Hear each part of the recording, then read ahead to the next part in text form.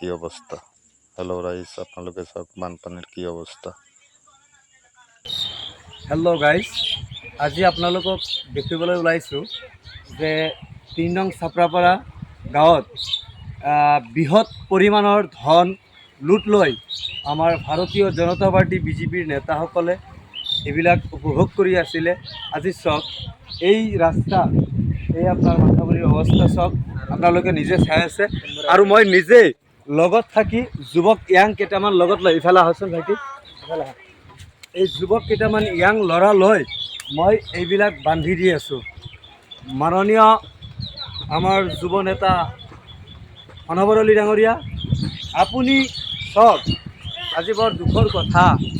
আজি আপোনালোকে আমাৰ জাতিৰ মেৰুদণ্ড হয়, যুৱ নেতা হয়, আৰু এই যুৱ নেতা হয় আজি চাওক এই চৰাঞ্চলৰ মাজত, এই বাৰিষাৰ মাজত আপোনালোকে আহি কেনে চাওক যে এই গৰীব দুখী মানুহবিলাকে কেনেকৈ আছে বসবাস কৰি।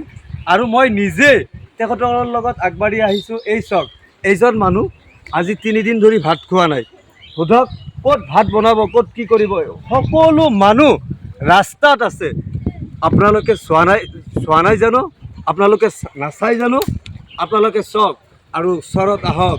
আপোনালোকে টাউনত নাথাকিব, আপোনালোকে ওলাই আহক। অনবৰ আলী ডাঙৰীয়া, শ্ৰীযুত দিগন্ত বৰ্মন, অ' ছাৰ, আপোনাক ভোট দিছিলোঁ আৰু আপুনি জয় হয় আমাৰ এই বৰক্ষেত্ৰী সমষ্টিৰ জিৰ' বনাই দিলে।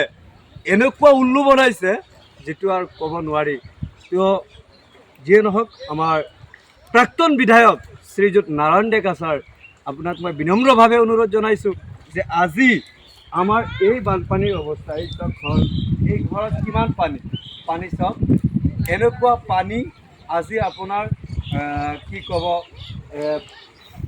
মানুহবিলাকে শাস্তিত এনেকুৱাকৈ উপভোগ কৰি আছে।